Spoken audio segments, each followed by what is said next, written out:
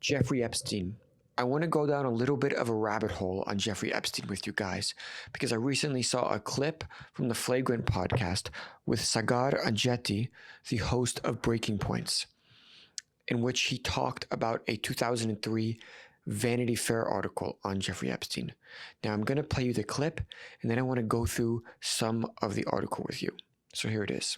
2002. Yes. Very important year in the Epstein story. 2002 is when journalist Vicky Ward, she works here in New York City, Vanity Fair magazine. This is the Vanity Fair Vanity article. Fair. This is the very first premier magazine to say, who is this guy? Yes. Graydon Carter, the legendary Condé Nast editor, king of New York society, basically works with Vicky and says, hey, let's go write about this Epstein figure. Vicky eventually uncovers evidence of the young women trafficking, of the intelligence community ties, and all of this in 2002. According to Carter, somebody put a bullet, I think it was either outside of his house or wherever he was, and a dead cat to intimidate him while he is investigating the Epstein story. Any mention of his intelligence ties, which he's confronted with directly, of the sex trafficking and the pedophilia accusations, and all of it is dropped from the Vanity Fair article. It shows his power to shut down Graydon fucking Carter, his power to bring the Condé Nast empire to bear.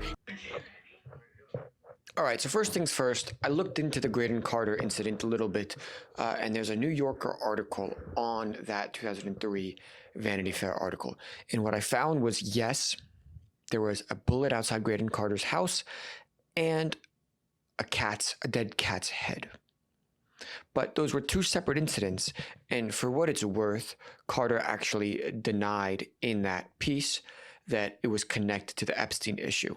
What he said at the time was the reporter lacked credibility and didn't include it because basically he didn't think there was enough evidence to substantiate her claims. It's a very hazy story actually on what actually happened. It seems like maybe he was intimidated and that's why he dropped it. That seems like a better story. Why else would there be a bullet outside his house? And why else would there be a dead cat? But again, for what it's worth, he denied it. Okay, so let's get into this article. I've compiled some clips that I'm going to share with you guys. And let me pull them up right now. Okay, so first clip I found interesting was, this is a quote, "He lives like a modern Maharaja," as Lee Klim in one of his art dealers put it. He lists himself in the phone book under a pseudonym. He rarely attends social gatherings or weddings or funeral. He considers eating in restaurants like eating on the subway, something he never do. There are many women in his life, mostly young, but there is no one of them to whom he has been able to commit. Hello? Light bulb? There are many women in his life, mostly young? He describes his public companion of the last decade, Ghislaine Maxwell, the daughter of the late disgraced media baron Robert Maxwell, as simply his quote-unquote best friend. Epstein is still close to his two other long-term girlfriends, Paula Hale Fisher, a former associate of his at the brokerage firm Bear Stearns, and now an opera producer, and Eva Anderson Dubin, a doctor and one-time model. He tells people that when a relationship is over, the girlfriend, quote, moves up, not down, to his friendship status. That's not weird. After a relationship is over, the girlfriend moves up, not down, in his friendship status? And now, for what it's worth, Eva Anderson Dubin is married to a hedge fund billionaire. And Dubin and his husband actually hosted Epstein multiple times at their house. Even after he was convicted the first time in 2005, Dubin admitted that she still had regular contact with Epstein and had him over at their house for dinner. Why has she not been subpoenaed? That would be so easy. Why has Fisher not been subpoenaed? There's a lot more people in this article that I'm going to ask that same question. Why have they been not subpoenaed? And why did we not have our eyebrows raised when the article says there are many young women in his life, mostly young? And frankly, I don't give a shit what pressure there was on. If you knew something, which the author of this article and the editor most obviously did, why didn't you expose it at the time? I would have felt like a moral duty to do so. But anyway, we're moving on. Some of the businessmen who dined with him at his home, they include newspaper publisher Mort Zuckerman, banker Louis Ranieri, Revlon chairman Ronald Perelman, real estate tycoon Leon Black, former Microsoft executive Nathan Myhrvold, Tom Pritzker of Hyatt Hotels, and real estate personality Donald Trump. Sometimes seem not at all clear as to what he actually does to earn his millions. Certainly, you won't find Epstein's transactions written about on Bloomberg or talked about in trading rooms. The trading desks don't seem to know him. It's unusual for animals that big not to leave any footprints in the snow, says a high-level investment manager. That's not curious at all. Nobody knows how Epstein has made his millions, but yet he has private planes, private islands, and lives in the most expensive Manhattan real estate home? That's not weird. Maybe it was one of the most expensive Manhattan real estate homes. I don't know if it was the most expensive, but it was definitely one of the most expensive. That didn't raise anybody's eyebrows. Moving on. A few of the handful of current friends who have known him since the 1980s recall that he used to tell them he was a, quote, bounty hunter, recovering lost or stolen money for the government or very rich people. What? Bounty hunter? He describes himself as a bounty hunter, recovering lost or stolen money from the government or for very rich people? What? Definitely no reason to suspect that he has any shady business dealings going on. Definitely no reason to suspect that maybe he's tied to some intelligence agencies. Definitely nothing to see here. Nothing to see here. Moving on. So this article talks about Nobel Prize winners Gerald Eldman, Marie Gell-Mann, and mathematical biologist Martin Nowak, who describe Epstein. They talk about his, quote, energy and curiosity and a love for theoretical physics that they do not find in ordinary laymen. Gell-Mann rather sweetly mentions that there are, quote, always pretty ladies around him. When he goes to dinner chez Epstein, he's under the impression Epstein's clients include the Queen of England. Both Novak and Dershowitz were thrilled to find themselves shaking the hand of a man named Andrew in Epstein's house. Andrew turned out to be Prince Andrew. Definitely not weird that there's pretty ladies all around him, and he's just this energetic guy. Why are these Nobel Prize winners boasting about him in this way? And why, if they're saying this, have they not been subpoenaed? They clearly know that something shady was happening. At the very least, we should find out what they know. Okay, moving on.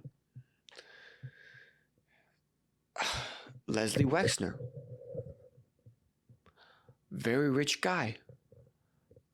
Buys Epstein this incredibly expensive townhouse for $13.2 million in New York City. Public documents suggest the house is still owned by the trust that bought it, but Epstein has said he now owns the house. So Leslie Wexner, the owner of Victoria's Secret, just buys Epstein this house, this incredibly expensive house that cost $13.2 million in 1989. Nothing to see here. Nothing to see here. Epstein is known about town as a man who loves women. Lots of them. Model types have been heard saying they are full of gratitude to Epstein for flying them around, and he is a familiar face to many of the Victoria's Secret girls. One young woman recalls One young woman recalls being summoned by Ghislaine Maxwell to a concert at Epstein's townhouse, where the women seemed to outnumber the men by far. These were not women you'd see at Upper East Side dinners, the woman recalled. Many seemed foreign and dressed a little bizarrely.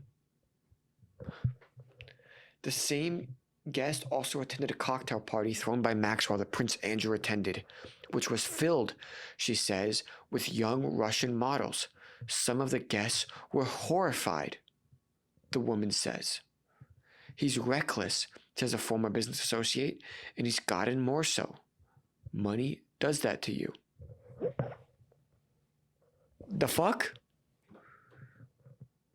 Does this not scream crazy to you guys? Imagine you're in 2002, 2003, and you're reading this article.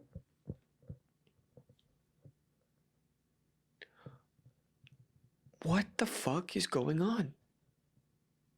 Why didn't this scream, hey, this guy has young women, foreign women who are flowing around. He's best buds with a Victoria's Secret owner who buys him this luxurious house, and he has Victoria's Secret models all around his house where the women outnumber the men by far, dressed bizarrely. Some of the guests were horrified? I mean, come on.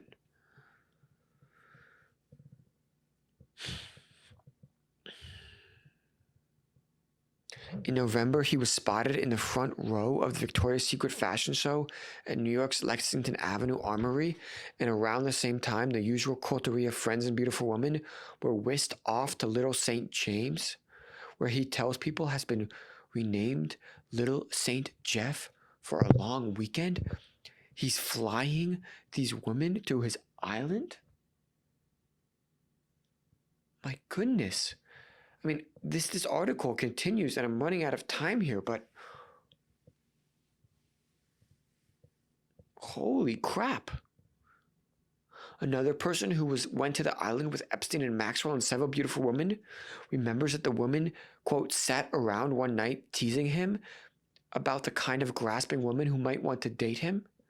He was amused by the idea. He's like a king in his own world. Guys, this is crazy. This is crazy. Guys, this is bizarre. This is crazy. And the fact that we don't know enough about this, the fact that we're not thinking about this actively, that people at the time didn't have light bulbs go off. I know there's a story about him getting intimidated about the 3 women that had actually accused him of sexual assault. But, like, from my perspective, if you're the journalist here and you don't have that piece published, you don't just say, yeah, whatever. You know, this dude who's one of the wealthiest people in the world and who is friends with all these super powerful people, and nobody knows how he makes his money, and he has all these young women around him, and he seems to be a freak. And you have 3 women telling you that he has sexually assaulted them. Okay, maybe it doesn't make it into the piece. But are you not running around like a chicken with your head cut off, telling people that you have this information? And for those of us who are reading this, I mean, I was 2 years old when this came out. But for those of us that read this, shame on us for not pursuing this more. And right now, why are these characters in these stories not being subpoenaed? If the story is not being suppressed, if the case is not being suppressed by intelligence. Now, I'm not trying to sound like a conspiracy theorist, but what the fuck is going on? And that's why people are so upset, because there's so many holes, so many gaps, and so many obvious things that aren't being pursued for such a serious crime. That's it. That's it. And so that's where I'm going to end this now. I needed to take a break from my Sub-Saharan Africa series to do this because it's so important and it's bothering me so much. So that's all. Peace. If you got something out of this video, if you're equally angry, like and subscribe. And that's all. Peace.